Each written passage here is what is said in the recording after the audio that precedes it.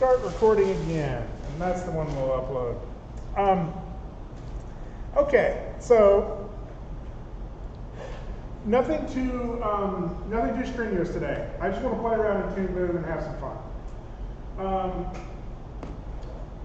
One of the things that we're going to look at is, I feel like I, for the most part, a lot of animation is kind of clumped into the two big areas we've looked at so far, which is this sort of limited animation using some form of rigging, and then frame-by-frame animation, right? But I don't want you to think that there's you have to pick one of two. Right? There's a lot of different tools that are built in here, and really all of this stuff I've been showing you with rigging, all of this stuff I've been showing you with everything else,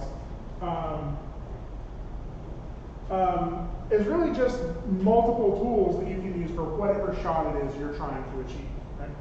So I thought I would pick out a shot that has a whole bunch of challenges that we haven't tried yet, mainly environmental stuff, things that will allow us to play around with camera, with depth, and even with the third dimension a little bit. The third, not the fourth. There's no time traveling in class today. I'm going to name mine environment, and I'll go ahead and put mine on dragging class. That's a good spot. And say create scene. So I have a type of shot I want to get, which is something with a character in it, but not a very descriptive character, at least not the one I'm going to use. You can use whatever type of character you want to. So I'm just going to do sort of a silhouette of a character. Did I bring the right pen? Ah, really? I brought the wrong pen. This one doesn't.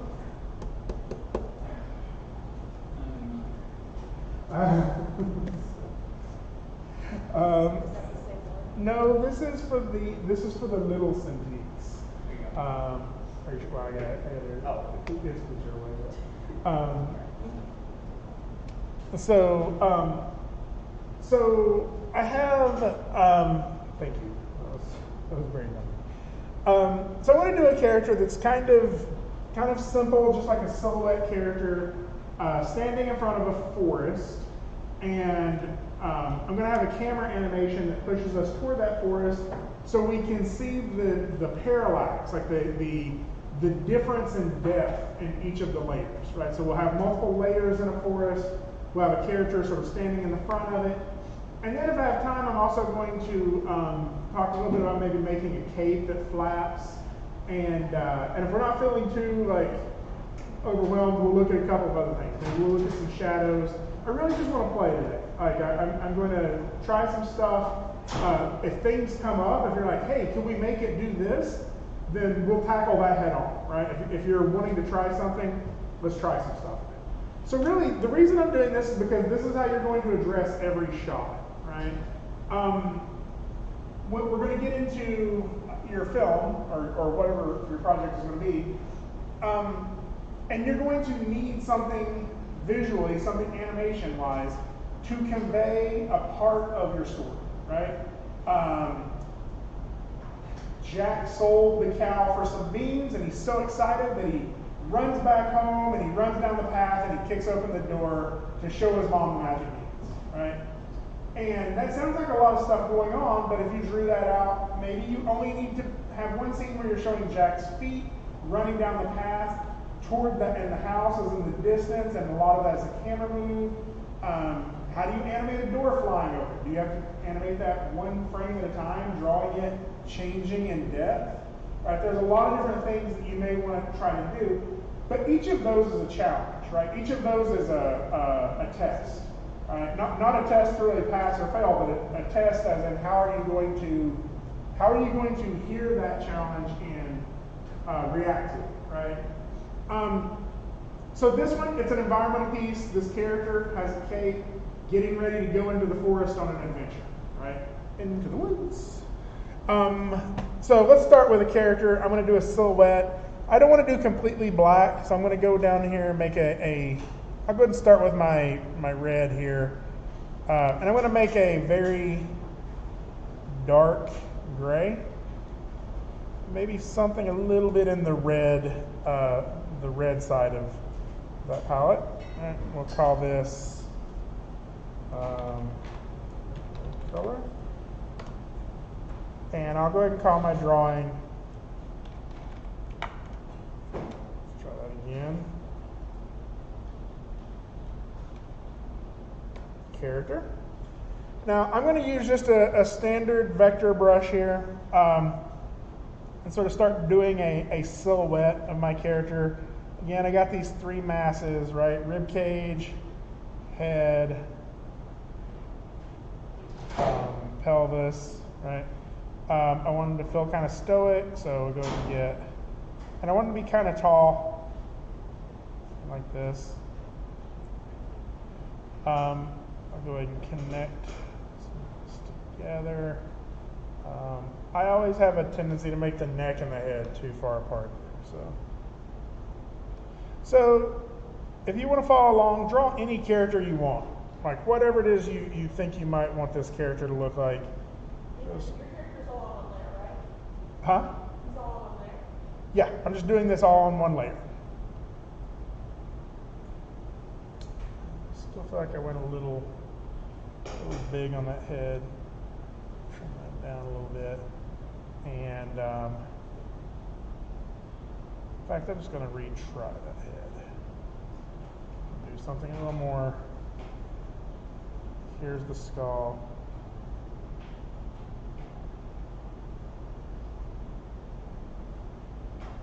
And give him kind of an interesting haircut, right?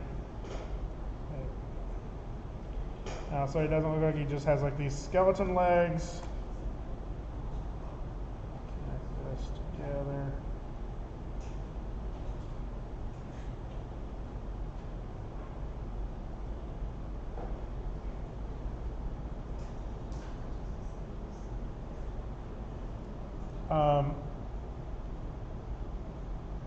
Shoulders.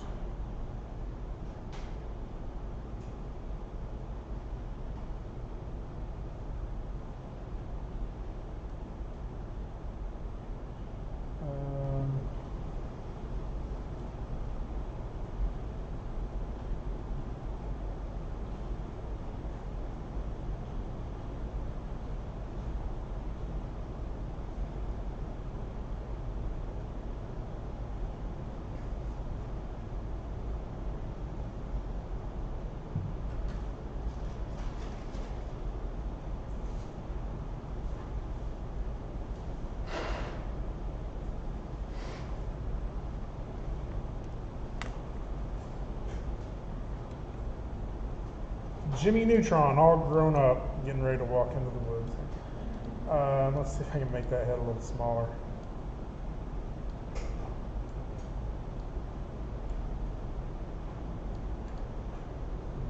Let's try something like that.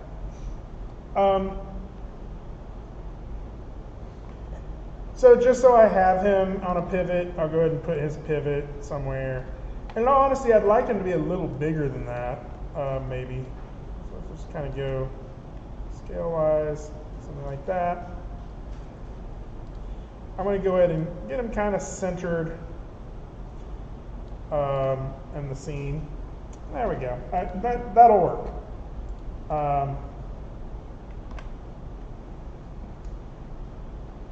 Okay, I'm not going to worry about the cave yet. I'm going to do that as an after effect or an afterthought here in a bit.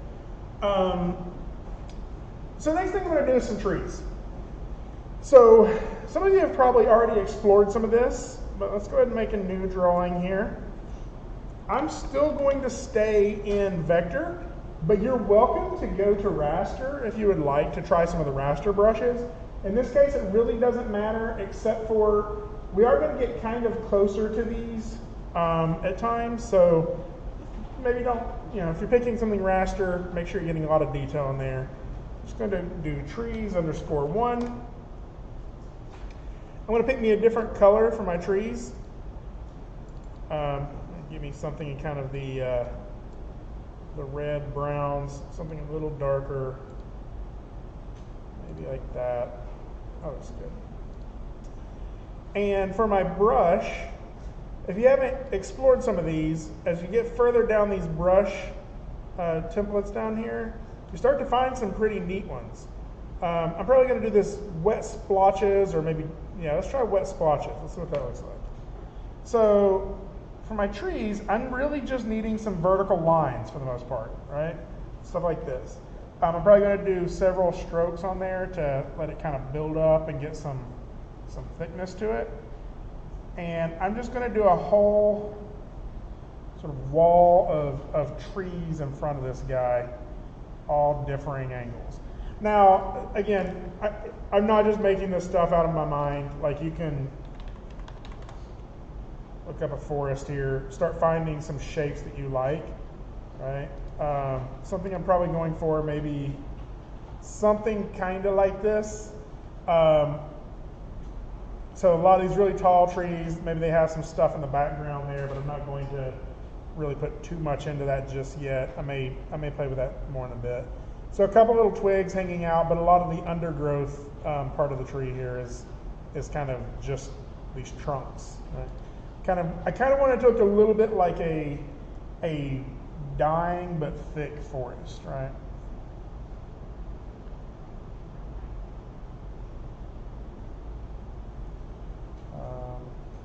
And I'll do a lot of variations in terms of the thickness of these.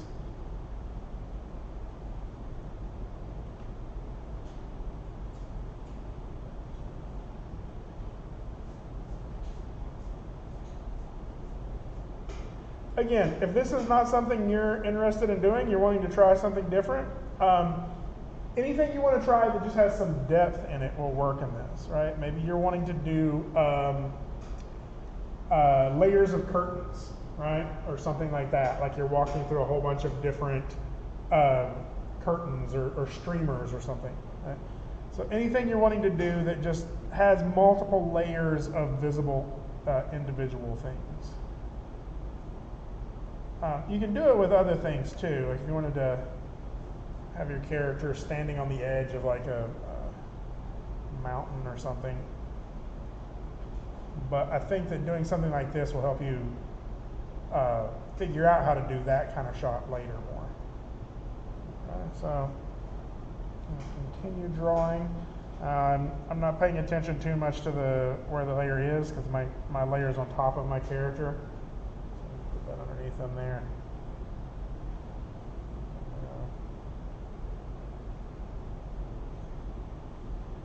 Maybe have like, I'm going to have this one, and then that'll be a little bit bigger at the base. And then have another one kind of like leaning up against it. Kind of falling over.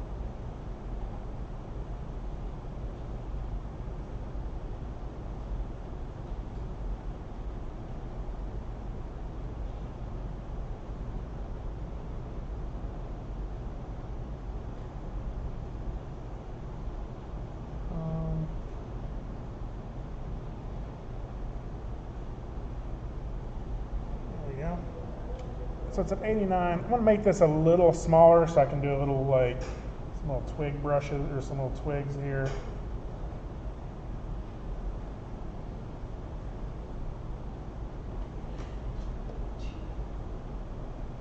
Brush.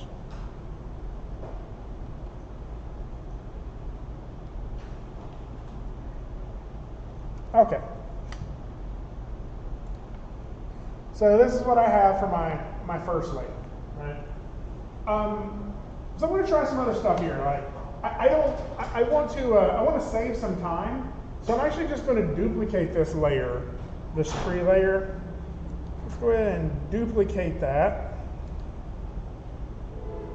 And then I'm going to hide the existing one, and then, wait, I hit the wrong one. I'm going to hide the old one, rename this trees _2, right? And I want to make this a denser, thinner bunch of trees, right? Maybe something a little bit more like this.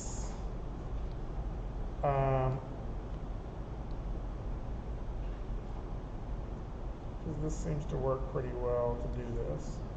I missed some stuff, didn't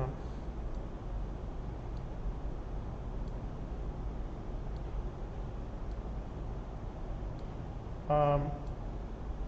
Control C, Control V, paste in that whole other layer, like a little bit more like this, right? And so now I have these two sections of trees, right? Each have kind of a different thing going on. And I'll do that again. I'll duplicate selected layer, call that trees _3. I'll hide trees _2. And I'll do a similar thing again where I just copy everything, sort of scale this down. Control C, Control V, paste that out there. So that's getting pretty dense now back in the distance, right? And if I add all these on there, it's starting to feel kind of confused, but it's still there, right? And we'll work on that confusion part later. So here's the issue. I want to feel like I'm pushing my camera toward my character. My character is getting bigger, but you all know what I'm talking about when I say parallax, right? If I stand at the front of the room here and I start walking sideways, right? Well, Cameron seems like she's moving in one direction faster than Katie does, because Katie's further away, right? So things that are further away seem like they're moving slower than things that are close, right? And that's just a trick of perspective. You can see it yourself. If you just kind of do like this, you'll see that like things in the foreground seem to be moving faster, things in the background seem to be moving slower, right? Well, but we're dealing in 2D. The reason that works is because we have this third dimension, right? Things that are closer to us seem bigger, so they are moving faster by proximity, right? They just seem like they're moving faster. But in 2D, like we don't have that third dimension to work with that, or at least we don't seem like we do. It actually turns out that we do. Harmony is a full 3D software. You can actually import models from Maya into Harmony and render using the Maya's render engine. Or Harmony has its own render engine as well, I think. So let's look at that really quickly. So I have, let's put this in a little bit where we can see it. I'm going to go ahead and add a new tab here, and I'm going to choose perspective. Okay, so if you hit that little add button, perspective, it looks a lot like my camera view, except for you see this grid, right? And the thing you may notice is if I zoom in and out, it does feel like maybe there's a little bit of a perspective there, right? It's kind of hard, but it may just be that grid. I don't know. Maybe that's just making it feel like there's depth. If I hold down the space bar, we get this. So let's try this. Hold down in the perspective view, Control and Alt at the same time, and then tumble. So what you'll see is all of my drawings that I've been doing in my camera view, just sort of break that off here so we can see that at the same time. All of the drawings from my camera view, I'm seeing them from this front view, but this is what they would look like in perspective. And I can tumble around and see that they are all just like right there on top of each other, right? So this is where we get to do some pretty cool stuff. So if I choose the character and choose my move tool, you see that, well, it seems to automatically have turned it on in here. You see I can move them in X and Y here, but over here I also get this Z axis. And if I pull that, you'll see that I can pull the camera this way, and look what is happening over in my camera view. It's getting closer to my camera. So I'm actually not going to move the character. What I'm going to do instead is I'm going to move each layer of trees a little further away. So I'll move them kind of back here. I'll move trees 2 back here. And you'll see by doing that, I'm starting to see the edge of them. So I'm also going to go ahead and just scale that layer up. Yes? It's not letting me click on anything in the perspective mode. So can you select it in this layer and alter it? Like in the movement arrows aren't showing up in the perspective mode. even when you're using these move tools up here? Yeah. Okay, let's try this and see if this works. Hit this little plus sign up here to open up your layers property. And if it's not working, you may need to select that layer and choose Enable 3D. Did that work? Yeah, thank you. Okay, cool. I don't know why, like for some reason, sometimes you have to check that, sometimes you don't. But I'm going to go ahead and just check it on all of them anyway. I was actually surprised when it didn't ask me to check it, but I thought maybe I was just using an older version of Toon Boom downstairs. So I'm scaling all of these up now, and they're bigger in the distance, but you're able to see that now I'm kind of getting these layers of trees, right? How did you use that perspective view again? Sorry. You just add a new thing, and it's perspective. And then once you get in it, it's Control and Alt to tumble around it. So now what you see in here, if we look in the perspective view, well, I still need to push my trees 1 forward just a little bit. Right? Maybe still scale those up just a little.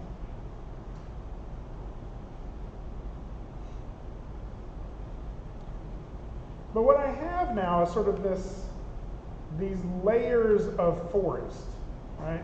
And you can see this happening in 3D, that as I move, those trees that are further away, they sort of tumble at a different speed than the trees that are closer, right? So here's the hard thing though, is how to adjust my camera. Because if I zoom out here, I don't actually see a camera anywhere, right? So to make this less confusing, or in an attempt to make this less confusing, Harmony actually makes it a little more confusing. I think what they did is they said, let's not trouble people with the idea of a camera if they're only going to be working in 2D. Because the 3D camera might be confusing if you're only going to be working in 2D.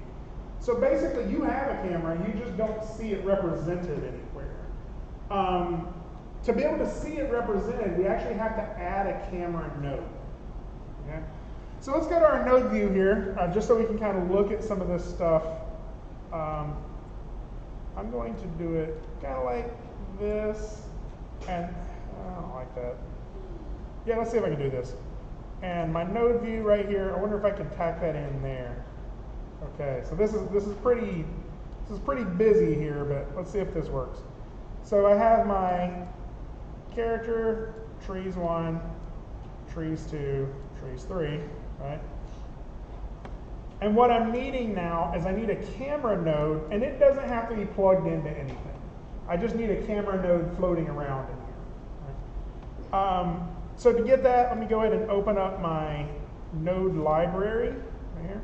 And you'll see it's right there under favorites. Camera. Cameras are my favorite. So I'm just going to take this camera and drop it in here. And you'll see now I have a camera in my timeline. And strangely, I have controls for this camera here as well. I can move it forward and backward in my Z-axis. But I don't have a good way of being able to see it in 3D space like this. So rather than move it like that, what I'm going to do is I'm going to add a peg to it. So let's just type peg. There it is. Drag that in there. I plug in this peg. I'm going to go ahead and make sure my peg is set up to have that XYZ axis just in case I want to change it. So I click this separate and enable 3D. And so now what you see is I have this peg in this 3D view, and that 3D peg will allow me to control what I'm seeing in the camera here. Because if I move the peg, it will move the camera that is a child of that. And so I get this ability to move my camera in and out, and I get that automatic parallax. Right? I get that automatic feeling of depth in those trees. So we already know that a peg is something that we can easily animate, right? Hit F6 to set a keyframe on it. I move it somewhere else on my timeline, hit F6 again, and I can create that animation pretty quickly. So let's go ahead and, I'm going to go ahead and do that. I'm going to go ahead and make this thing pretty long. Let's try 240 frames long, right? And the reason I'm doing that is because I want to show you that like there are reasons to use some of these limited features, including I can very quickly get 10 seconds of animation in here with some of these tricks, right? F5 to extend my forest that far. I feel like I'm a little too. There we go. And then on my peg, I'll go ahead and start it where I'm at, but I'll end it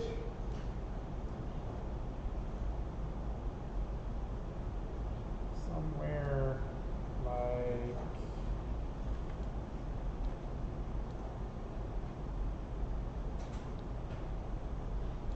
I feel like going over this shoulder is more interesting. Somewhere like this, right? Really? Apparently I forgot to set a keyframe back here. So actually let's just undo that so I get my my default start pose. Hit F6 there, and then I can go to the end of my timeline, do that move again. Whoa.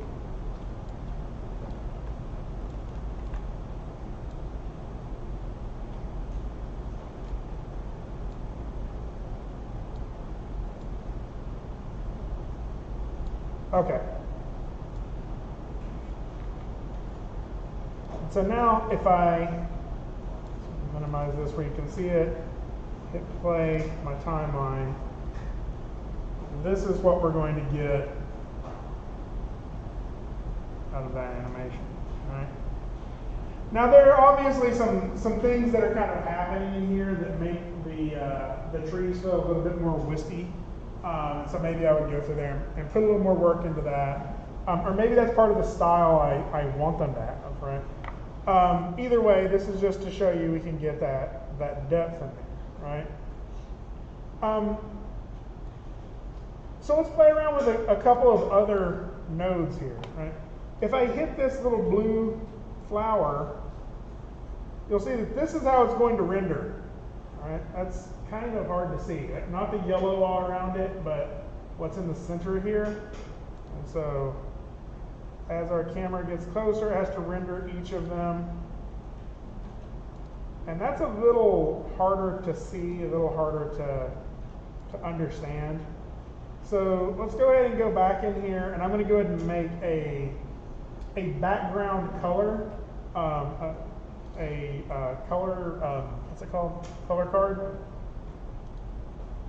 Add a color card. That's not where I wanted to add it. Let's just deselect everything in here.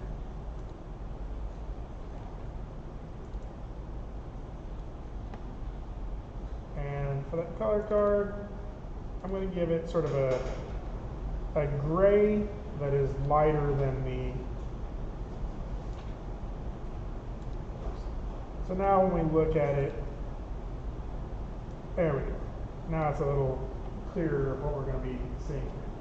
Now one of the things I want to do is play around with making certain layers of trees different brightnesses and darknesses. Yes? I have a question about color. Okay.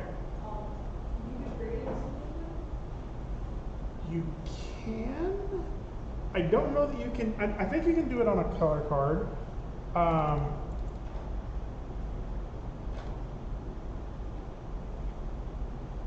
maybe, yeah, right here we choose to do a gradient. I don't know why it won't let me check it, but you can. And you can also, I think, have a gradient in your color if you wanted to. I have to try that one more time to make sure, but add a color.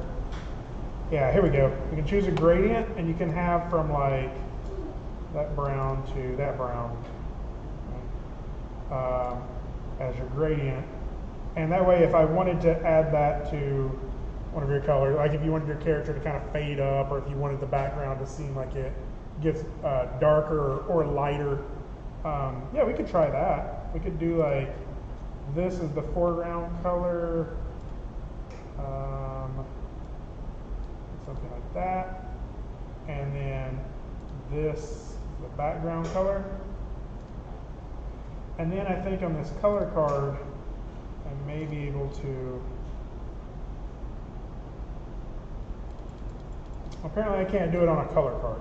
I think what I could do is I could do a single plane in the background and have that gradient go across it, like a square that would be in the background. I can do it a gradient that way. So yeah.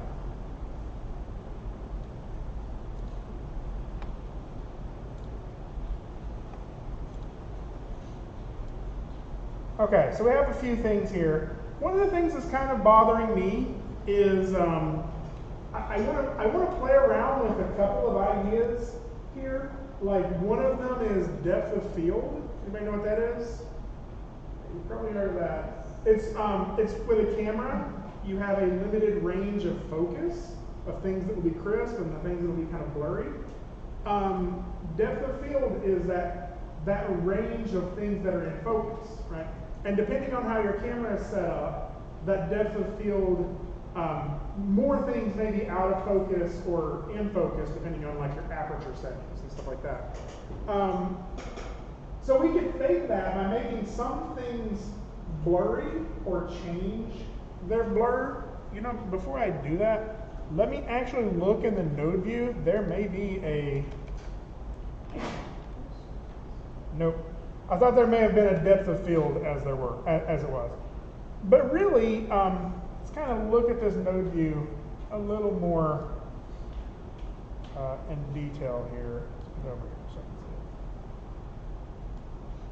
it. So the node view is just loaded with stuff to play with, right? And actually, this is where it, to me, gets kind of fun. Yes? Still missed that. If I'll be a customer? Oh, I'll be here on Friday. I believe that I will be here to come up and check on everybody unless something catches on fire, but I should be. I don't know, I'm not going to be doing any like formal lectures or anything like that. So I know to be work time, we're going to be working on some stuff and playing with this stuff. Really, what I'm trying to do right now is like, let's take a breather and like play with this and try to address your own issues with it. So yeah, it'll just be open work time to be working on things, or if you're wanting to work on revisions. But I probably will be able to make it up here. So far, nobody has scheduled any surprise meetings with me that I didn't know about. So, but yeah, I should be able to be here. I'll let y'all know a little bit more in advance if something happens. So a couple of things I wanted to play with is that depth of field, right? Like I may want my character to start to get blurry as we get closer to him, right? Maybe as we're right through here, he starts to get a little blurrier, right? And so you'll see that we have some options for blur in here. Let's just type in blur to see what options we have. So we have blur box, blur directional, blur Gaussian, right? Let's just try that Gaussian blur. I'll drag that in there. And all I really need to do is plug, oh wait, it's the wrong way. So the Gaussian blur is a visual thing, right?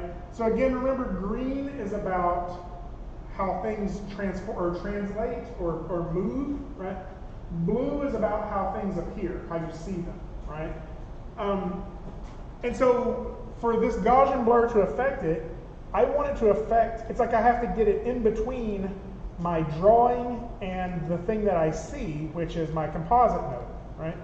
So how I do that is I plug this character node into the top of this blur Gaussian, and you see when I did that, it disappeared. Now the reason it disappeared is because it's no longer plugged into the composite node. So now I have to plug that back into the composite node, and it doesn't really look like anything happened. If I click this blue flower, again what the blue flower is doing is it's doing a version of a render, right? Because once we start piling all of these nodes on here, things can start getting really, really pretty heavy, right? And like your renders on some of these may take multiple minutes. Probably not going to take hours like in Maya, but I've had some that do take probably close to 45 minutes to render out a shot.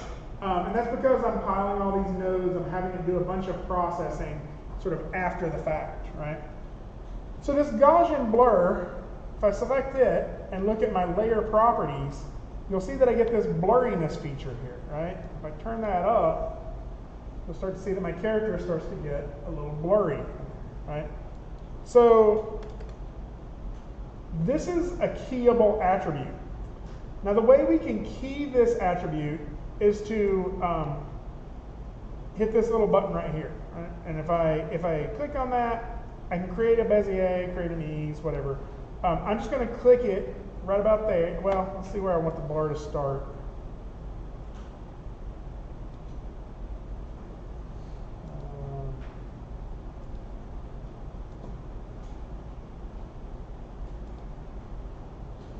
Let's try like right about there to the end, right? So I'm just going to click it, and so now I think I've set a keyframe on that. No, did I?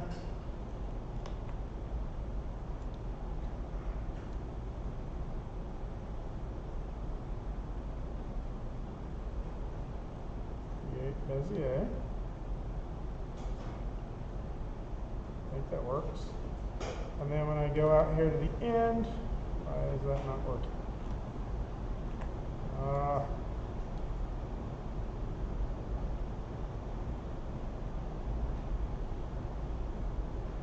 Let's try this. F6. Yeah, that worked. And then when I get out here to the end, I thought, yeah. So here's where I have to type in a value for it. So on frame, if I click on this little Bezier thing now, it brings up this curve.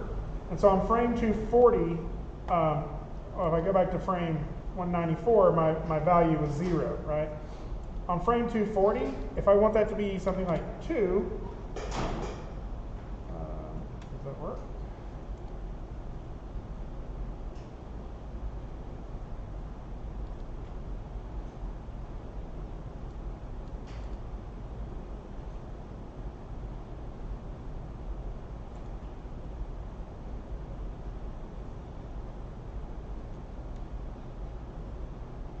Okay, that seemed to work. So I was able to get a second point there, but I need to change that value from 0 to 2.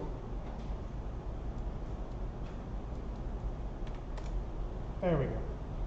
And so now what I'm going to get is this slow blurring of my character as I get closer to it.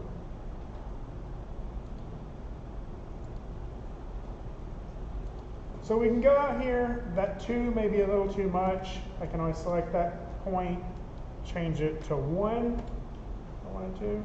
That feels a little bit better, maybe how about 1.2? Feels good.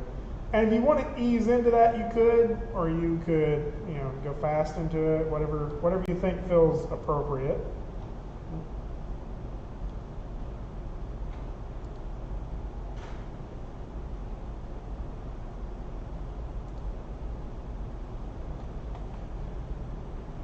So this is just a rough example of some of the things we can do with some of these nodes, right?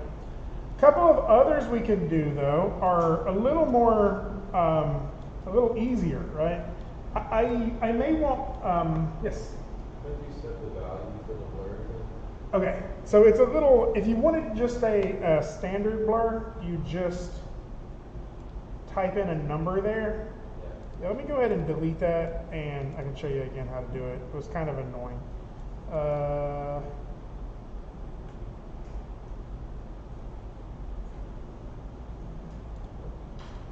There we go. So if it's set to local, as it probably is, right, I have these keyframes on here. I want to go ahead and delete those.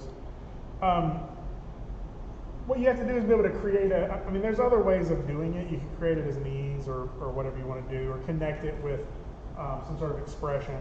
But if I just click this, it's going to create a Bezier on it, right?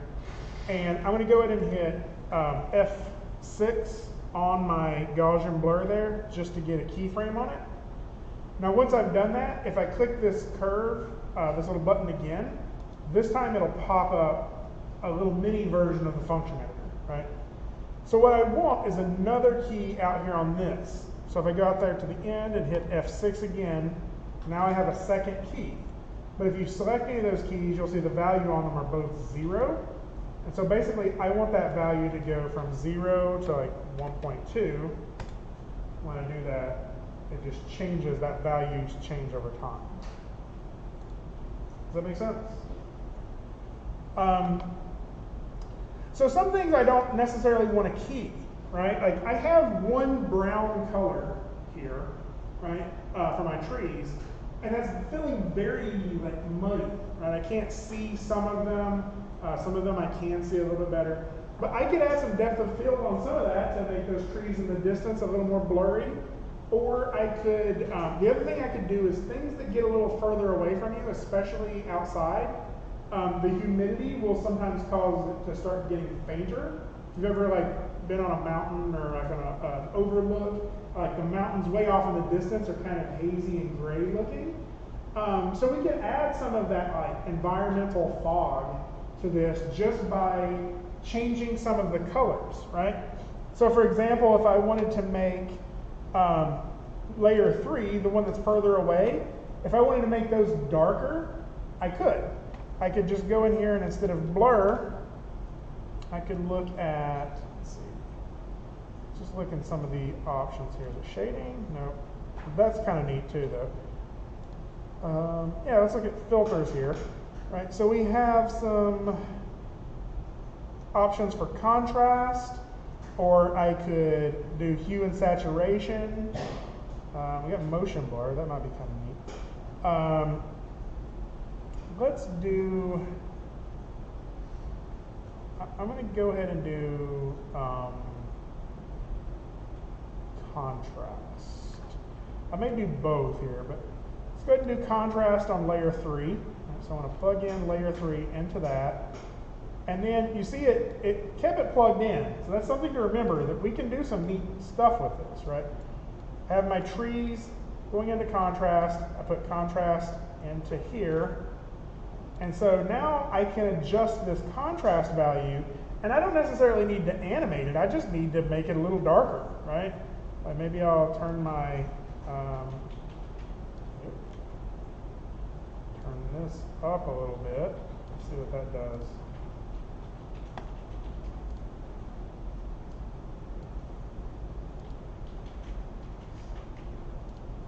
Oh, maybe I have to render it first.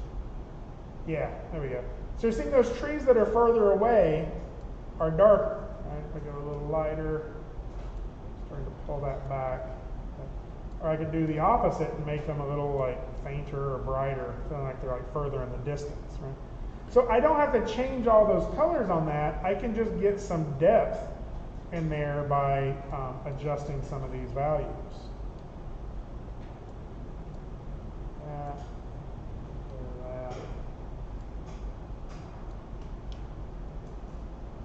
Well, let's go ahead and make those pretty dark.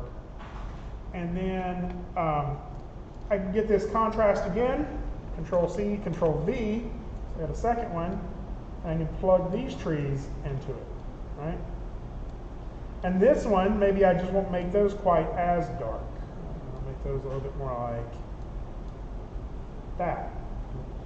And so now what I get is a feeling that the trees that are further away from us are a little darker than the ones that are close to us, right?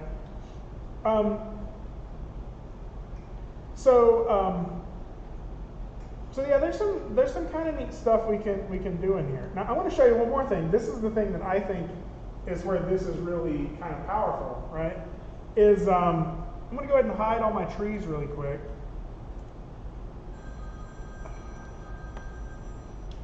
No, thank you. 1-800-488. Like, seriously. Okay, so I hide all my trees.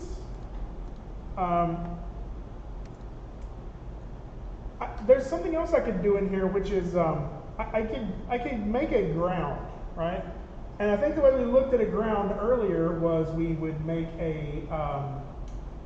like a 2D plane that implies some depth, right? But now we know we have 3D space. Right? Now we know that we can actually make a full 3D ground plane if we wanted to, right?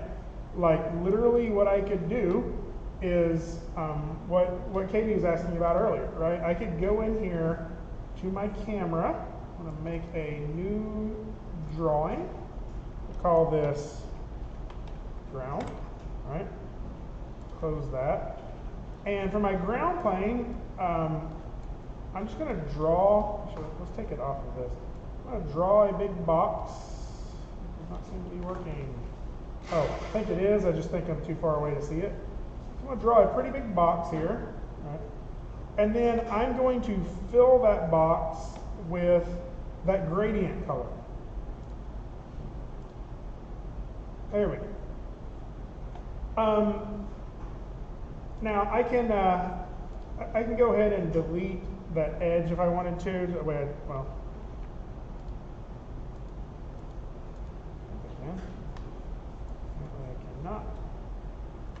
Fine, let's go ahead and leave it.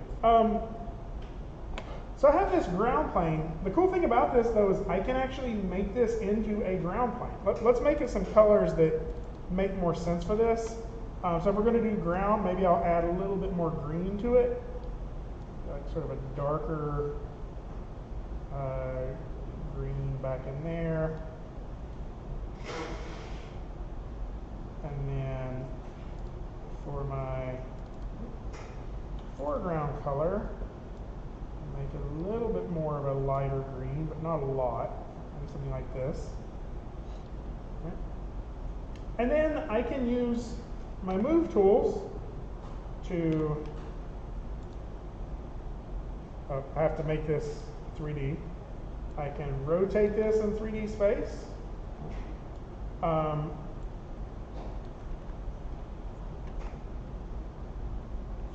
Let's see if I do it with shift.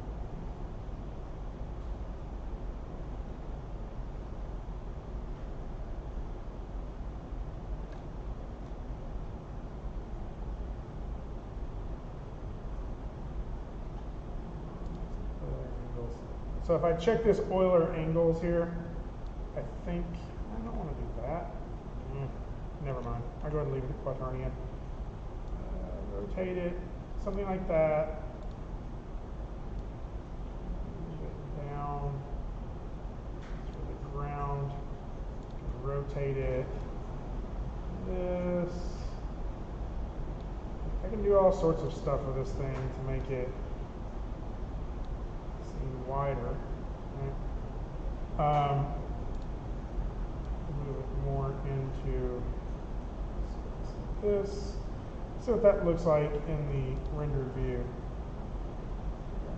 So I have a ground plane now that actually has some depth, right? Now, why this is neat is because I could draw a 2D brick wall and rotate that around and start making 3D buildings out of it, right? To kind of show you what I mean, right? I could quickly duplicate this layer, rotate it.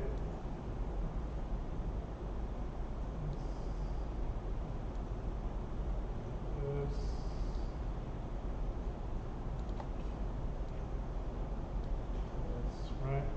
And I'm starting to get actual 3D space in here that my my camera will travel through. Of course, I gotta you're gonna set those exposures on it.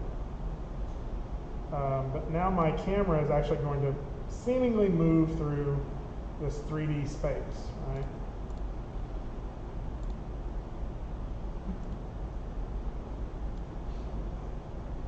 Now, I don't really want that second one. I just wanted the first one, so I'm going to go ahead and delete it. Bring my trees back. And so now I'm starting to get a little bit more of this this environment that I want, right? Again, I can here, can I do that? Scale it that way. Go back into infinity a little more.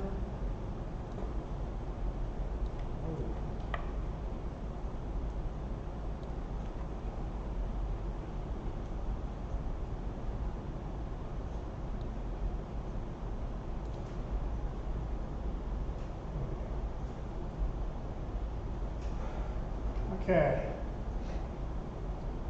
Questions?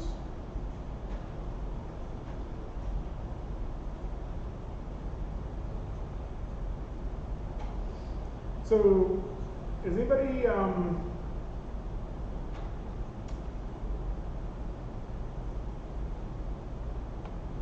me see here. So with our color card, I'm going to go ahead and darken that up a little bit. Now I feel like we're starting to look a little more interesting in our shot, right? We're getting slowly closer to the character. We got some stuff messing up over there, so I'll have to go back and fix that.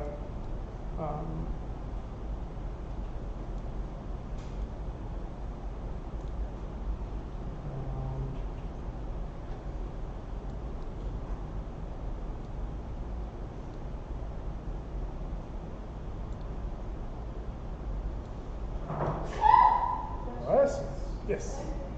For the trees, you just duplicated the frame. I duplicated it and then I made more of them just so, because we'll be seeing those for further away, we needed a wider range of them. Yeah, pretty much just duplicated them. I mean, you could always do something different, like you could go back there in that back layer of trees and paint some leaves on those or whatever. I think it's really whatever it is you're wanting to do to it. And so again, I think the thing to kind of remember about this is that you are, like, these are all just tools for you to solve whatever problem you want to solve, right? I'm doing it with trees, right? But if you wanted to do it as a character standing on an overlook looking, did anybody go to portfolio review last night? The guy who had the one looking over the rice paddies and the ocean and everything. Like, you could do a very similar thing. You would just need multiple layers of drawings to get that parallax, right? And then the actual parallax part is almost automatic, right? So even with a room, like Tyler, you were doing your character talking in the room the other day. If you just have that wall and that dresser, that bookshelf a little further behind, and then the plants a little bit in front of the character, then when you just move the camera, that parallax will happen automatically and physically accurate. So I think it's whatever it is that you might be wanting to solve on yours. Just think about the different layers that are involved. There's a really pretty neat demo on Toon Boom's website of a character just kind of jumping from rooftop to rooftop, and it's all just using stuff like this, like these little fake 3D versions of 2D drawings, right? Okay. I'm actually not really liking that background right now for some reason. Oh, I bet my color card, aha, that's what's happening. My color card is right there. I need it to go back further. I think I can push its offset and depth deeper. Yeah, and do like,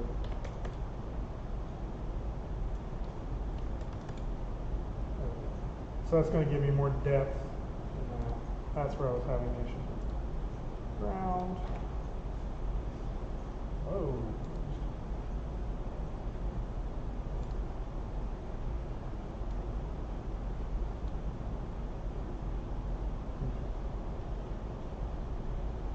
And yeah, maybe in a minute here, I may do different on the color card. Instead of using a color card, I'll have a gradient fade upward into like a blue or something like that. So again, these are just things that you can keep working on. My character is feeling a little too gray. Let me give him a little bit of color.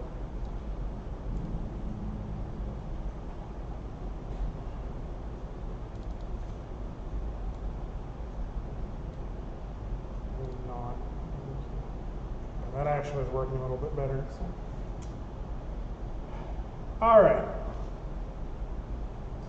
So a couple of things I wanted to try, but it's not going to be as fun to watch really. I wanted to show you the technique that I would use for doing a cape. Right? So the problem with drawing a cape is it's something that's very loose and flowy, and it's hard to make it cycle, right?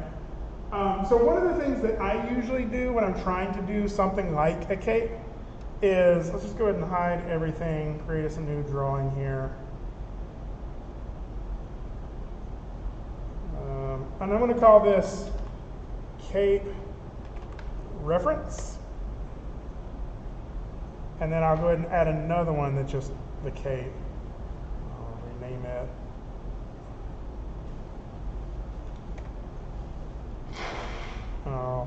Here. So my cape reference, the hard part about a cape is that end like curve, right? If you look at it, it'll kind of look something like this on the bottom of a cape, right? And getting that to feel like it's flowing or rippling in any reasonable way, right? So what I'm going to do is I'm going to create a quick reference of like a sine wave, right? And so this doesn't have to be perfect, but it will help if it's not too off, right? So you can just draw it.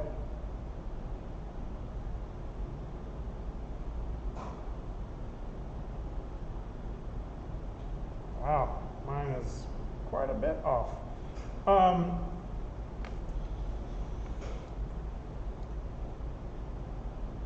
Let's do a envelope distort. I'm going to scrunch that.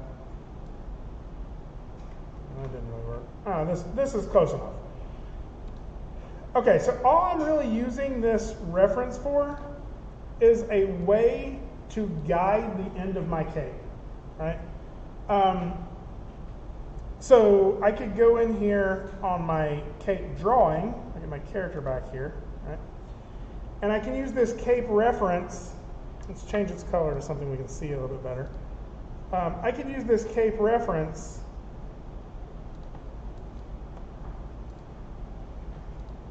to move in here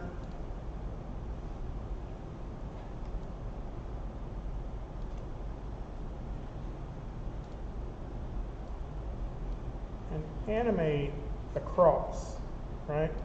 So I may do something like this, and we'll start like right here, and I can animate sort of a cross on this. So you could probably also bend this if you wanted to. Like we could do like a distort. That's that envelope distort. You can do something like this, this. Just get this general warp shape happening on it.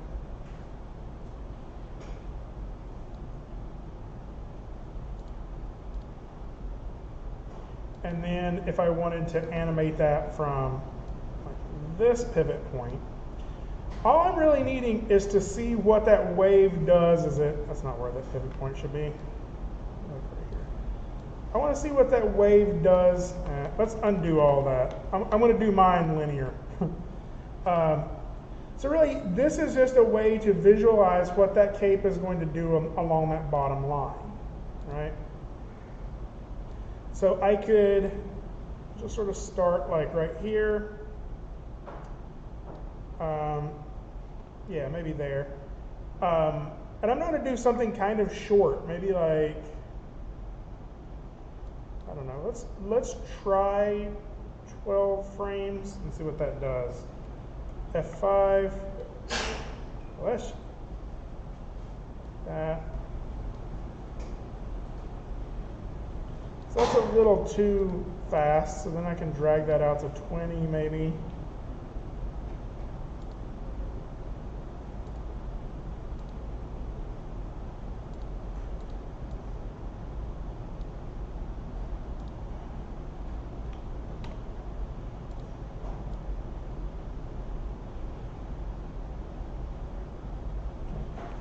Now again, all I'm really using this for is a reference for hand-drawn frames I'm going to do in a few minutes here, right? And I think it'd be kind of boring to watch me do that, so I'm not going to completely do that. Let's create a new drawing. I'm going to make it a pretty dark red cape, something like this. And so my cape may just be, oh wow, that's way too big. You know what I'm going to do with my pen, or my pencil.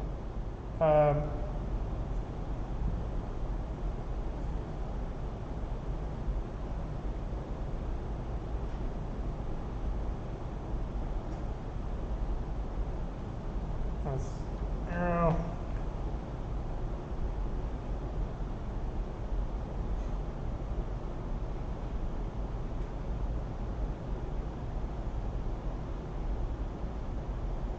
So for the first one, I maybe would just do like this,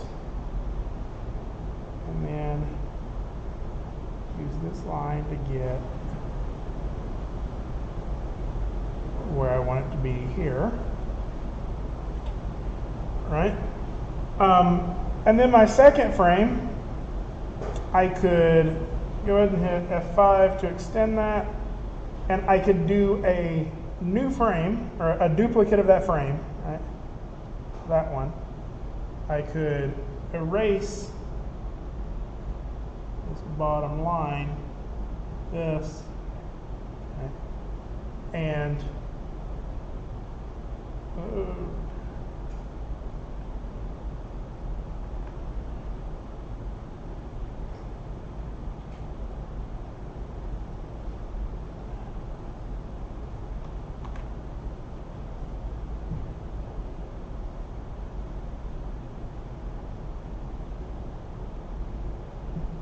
get that, right? So now I'm getting this really slow wave on the front, the cape like that, right? And so I can just go through one frame at a time. Again, new frame, duplicate that, and then just start using the eraser again to get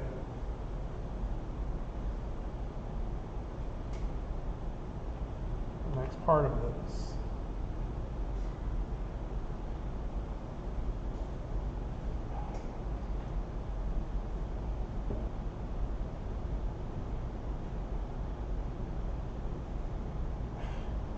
Keep hitting the little button.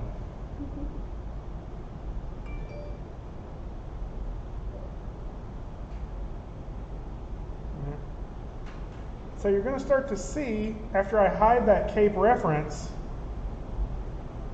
my cape's going to do some pretty neat stuff. Now, to me, I feel like I still need that to kind of be happening a little further up here, so maybe I would erase just a little bit more of that and have it affecting a little higher up as well.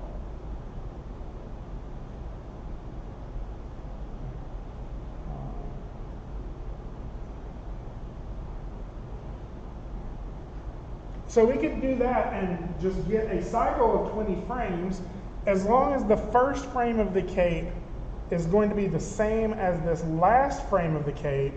We're going to get this cycling wave that happens, right? Now, we probably should be careful on that to see that this wave here, like we don't even have to go through a whole cycle. We just have to get to the point to where that next peak is right there. So really, we just need to get to right about there, I guess, right? So I could copy that one, Control C, up to there.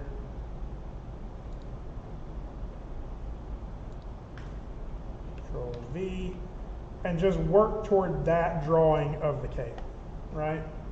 Does that make sense of what we're doing there?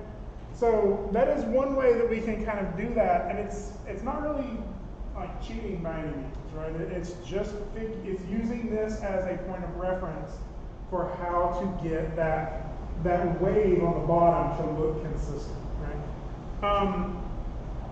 So like using these kind of techniques are really handy, right? So I'm probably going to end up finishing mine like not while I'm walking you all through this, just because I think it would be pretty boring to watch the cape animation. Everything back on. Cape and cape ref. And so I should now still have this motion, right? So last few things I want to kind of talk about, and this is a little, I'm not going to delve too much into some of these. I'm going to let you know they're there because there's not really like a perfect workflow for any of them, but there are some pretty neat, like I would call them kind of higher end effects that you can do in here.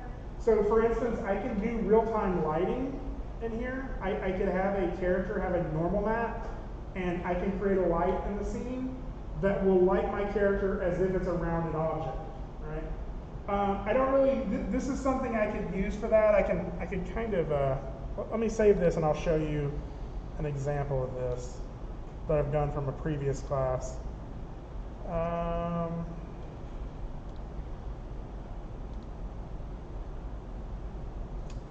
Really?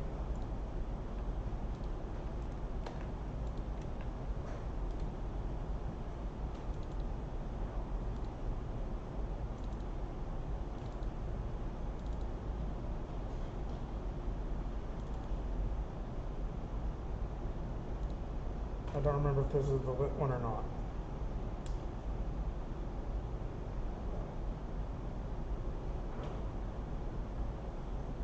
Okay. So, yeah, this isn't him. There may be another one. Let me open here real quick. Open.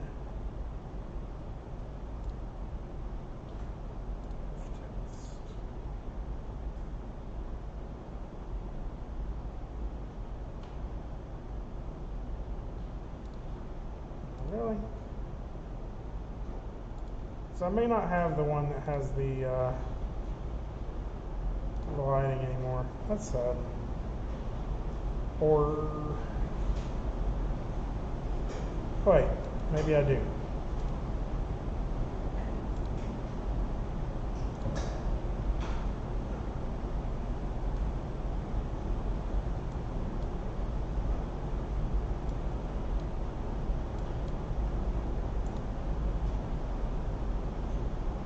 Yeah, this is it. So if you'll notice what we have going on here, and it's kind of complicated to make it happen. Let's see if I can find them here. It's down here. Right? You have to have these volume objects and this normal map and this tone shader and everything. But if you look at him, the back side of him is lit, or is in shadow, and then the front side of him has a little bit more of a highlight. And so that means as he moves, those shapes get some kind of real-time lighting that is happening in here. Now, it's not a great example, or it's not a great character to use that on. You would want to use this on maybe like an egg character or something rounded, right? But let me show you kind of what the final render of that looks like. Is this the one with the...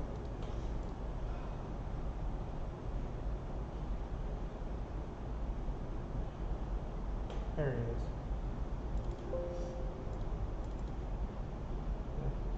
So you can kind of get some of that actual shading on there. Now again, this is just making his fur look glossy, so it's not really a great example of it. It's also showing up really dark up there. Okay, so I just wanted to kind of show you that there are things like that we could do to our character if we wanted to have like lightning strike and we want our character to kind of illuminate in some ways. Let's try a couple of things.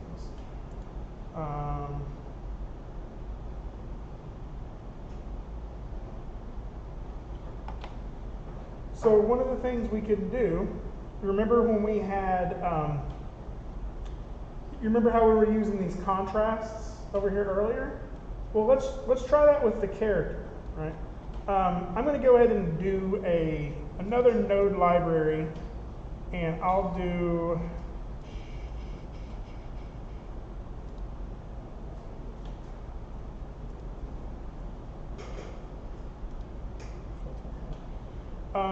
I want to do something that sort of adds some brightness to it.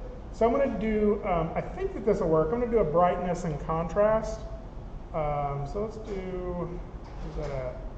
Contrast. I'm going to bring this one over here. I'm going to plug character into contrast, right? And then you know what? I'm going to do this a little differently, actually. I'm going to duplicate this character node. Control-C, Control-V, right? And then I'm going to put this contrast in here, and I'm going to plug. So I'm thinking about this. Yeah, may not have to do that. Yeah, here we go.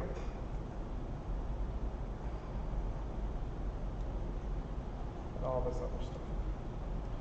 So this is going to get a little confusing for a second here, but bear with me. It's going to make sense. So I have the character going into my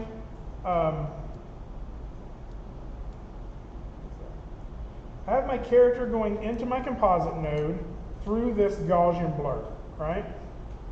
I could also have this character I can have this character plug in just straight to here too, right? I can have this one drawing plug into this composite node more than one time.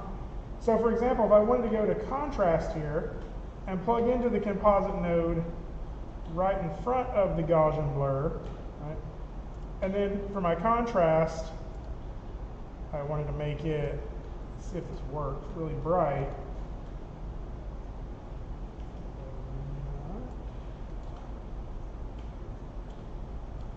I don't know if I can do a brightness and contrast on a black shape. Contrast may not be the right way of going about this. Let's try, wait, contrast, there's a brightness and contrast. Maybe that's the one I need. So my character node, I need a brightness contrast. In front of that, can I crank up my brightness to some, there we go. So now I have this like whited out version of the character, right? But I don't necessarily want that to plug into, yeah, I do. So,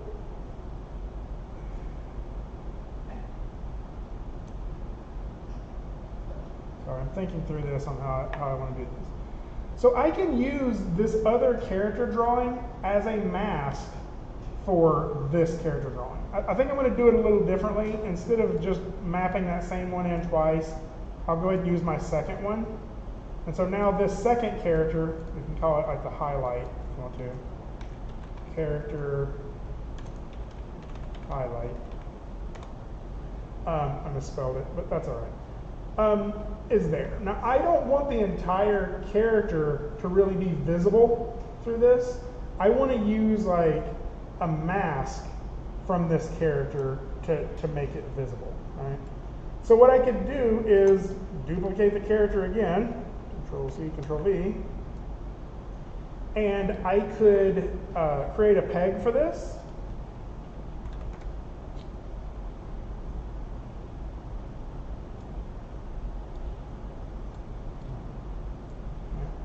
Now, if I map this one into my my composite, you'll see it's there.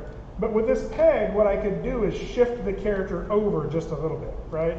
So if I wanted my character to be just a little bit off to one side, I could use this peg node to just sort of shift that. And so now you get this, right? And what I can do is I can use this character, and instead of plugging it into my composite node, I can use that as a mask for my character highlight. Right? And I can get something like this. Not exactly what I'm looking for. What I'm going to do is select this. Oh, actually, I think all you got to do is click this mask button here. All right. Oh, you could invert the mask that way.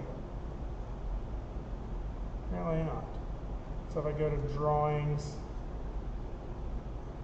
I can invert mask. And so now my highlight for that character is just down this one edge. And I can adjust my brightness and contrast here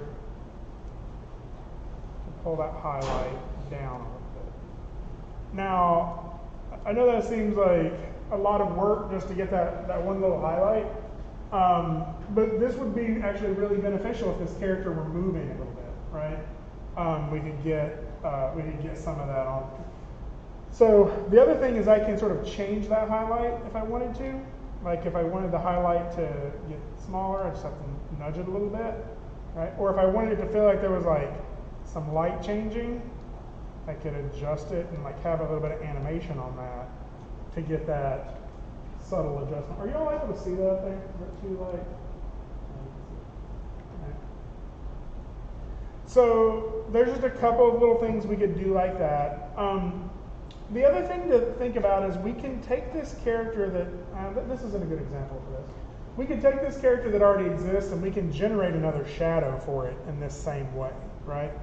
Like this character that exists, I could just duplicate that, or I could map that into another composite node and run that into my composite node to create a shadow using like Gaussian blur and some of these effects. Right?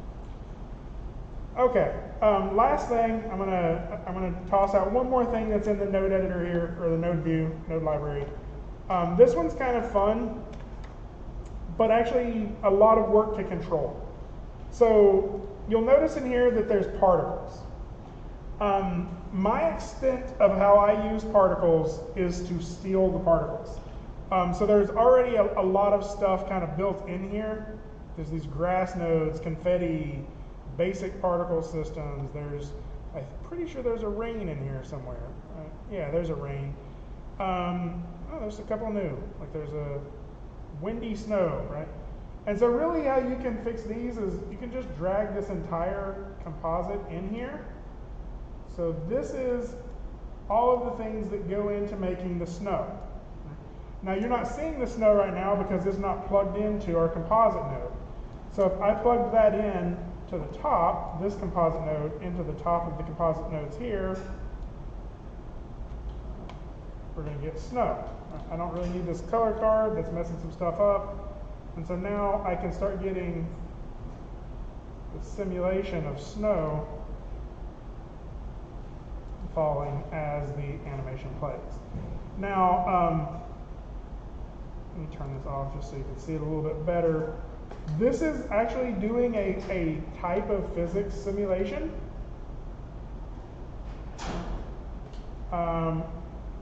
That actually looks kind of neat, right? And the other thing you can see is that if we are in our perspective view, you can see that it has like some depth to it, right? Like there's some volume to that as well. Now the cool thing about this is like that's windy snow. Kind of got this yeah. So if I click this little button right here, it looks really easy, right? Snow peg, windy snow, composite. If I click this, this is actually the node system that is causing that snow to happen, right? And so that's why I don't want to just jump in there and start messing with it too much. But one of the things you will notice is there are a few things in here like this snow sprite, right? And so if I click on that and go to my drawing view, you'll see that I can find, should be able to find, snow, let me expand it out here and find it. Snow sprite.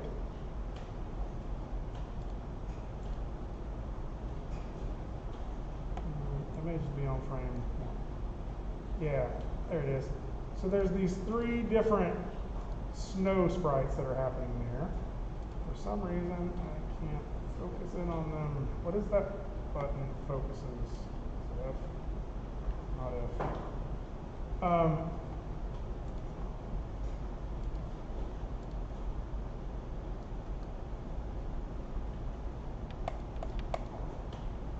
don't know why it's not letting me select that. Well, anyway.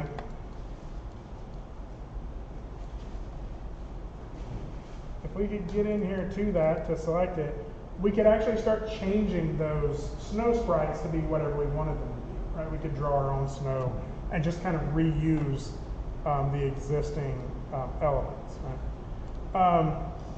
And again, this peg is how we can sort of reposition that.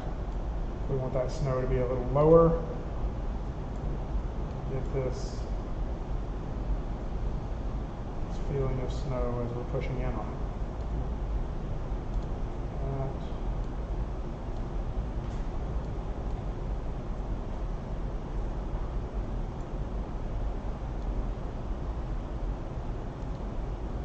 So,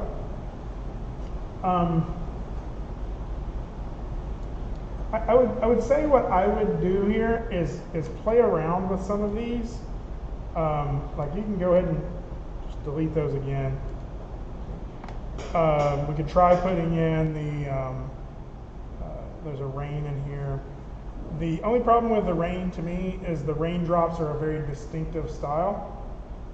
So when I plug in that rain,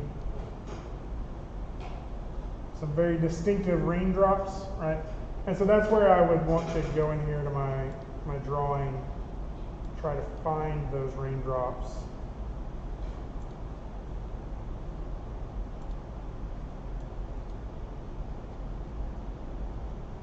Why can't I do this?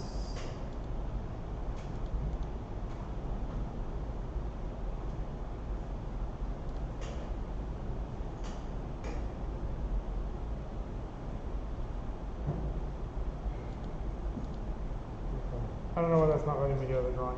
But we could change these drawings one at a time to make them whatever style of rain we wanted. And then your render of that's going to feel a little more in the style that you want. So,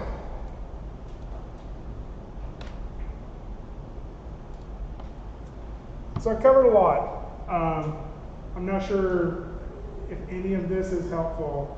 I think because I don't know that any of these are specific things you want to do. But hopefully what you're seeing is that like you're not limited to brute force to making anything that you want to make. It's not like, I gotta do rain, I guess I have to draw 500 raindrops, right? There are a lot of tricks in here, and I would encourage you to kind of explore some of those. So, what I'm going to do is for next class period, and of course fall break is coming up next week. I'm not assigning anything. I want you to play in the program. Some of that may mean you're wanting to do some revisions. Some of that may mean you're wanting to just start playing with a node editor. One of the things I would encourage you to do is think of those things that you were saying before. Now, when I asked where do you feel like you need to expand to, right? If it was rigging, right?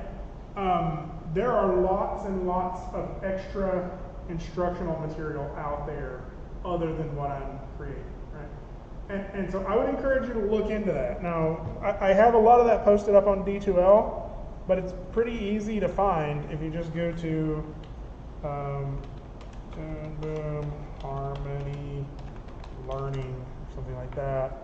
There it is, Learn Toon Boom. That seems easy. I don't know if this took you to the right place or not. Start learning. So we're wanting to look at maybe Harmony Premium. And so here's all the new stuff. There's a whole bunch of different courses in here. What's new in Harmony?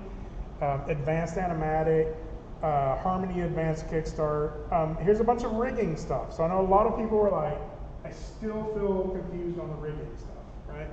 What I would say is just start clicking through these, start watching through these, like Harmony 1, or rigging 1, 2, 3, right?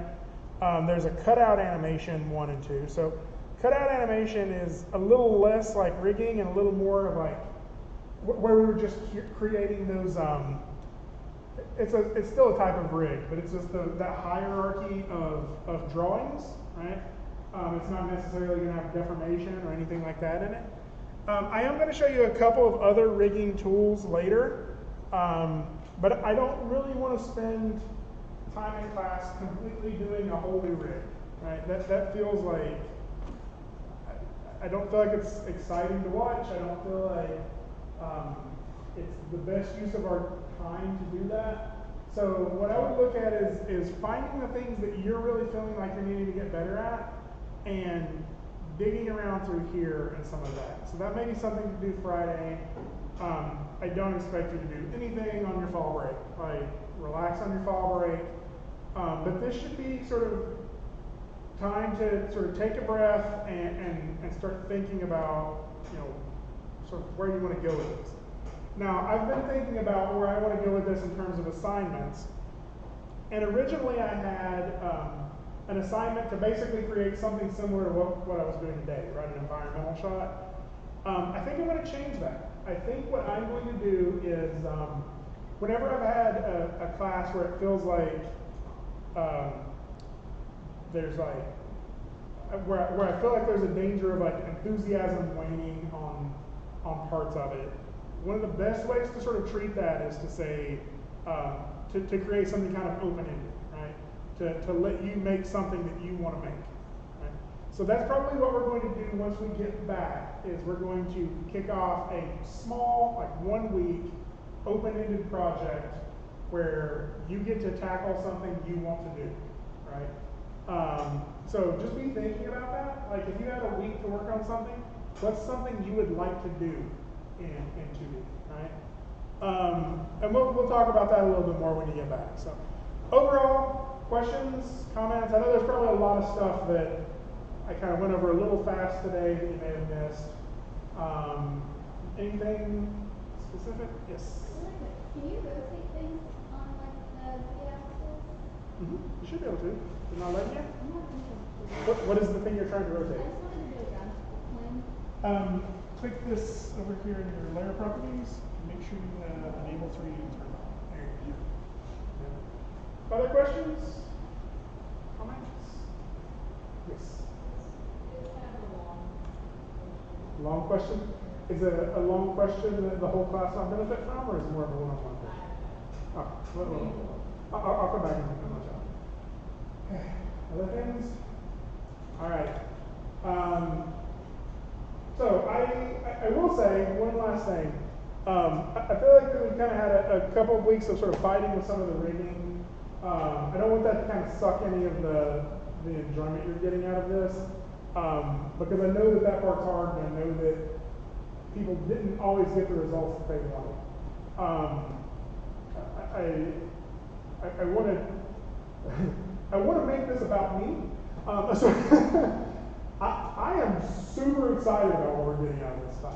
Like I brag on the stuff that we do in here every day. Yeah, there are things that we can work on. There are things that we can fix. But I think that this stuff is turning out really cool. So if that's helpful at all, I know you all probably got your early semester progress reports like through the thing.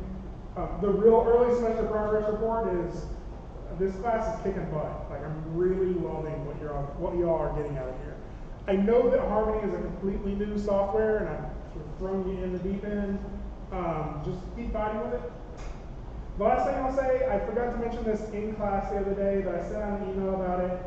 Tuesday and Thursday night are the portfolio reviews.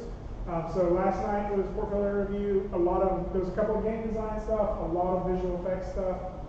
Tomorrow night is a little bit more of the animation stuff, but this semester is actually pretty light on animations, or on animation students. I think there's only 3 people who are doing anything sort of directly animation related. Some people, well, kind of 5. There are 2 people who went last night that were doing a little bit more like effects animation or sort of storytelling. So I would encourage you to swing by and check some of those out. Tomorrow night, it starts about 5:15. It's over in the auditorium in the Millennium Center here. So it's like 212B or something, 217D. It's like the second, or the auditorium that's furthest away. So 137. Yeah, that makes more sense because it's on the first floor. So yeah, swing by there, and if you have any questions, let me know. Otherwise, have a great fall break. I'll see you all Friday, and I'll stop this video and go ahead and upload it, and yeah.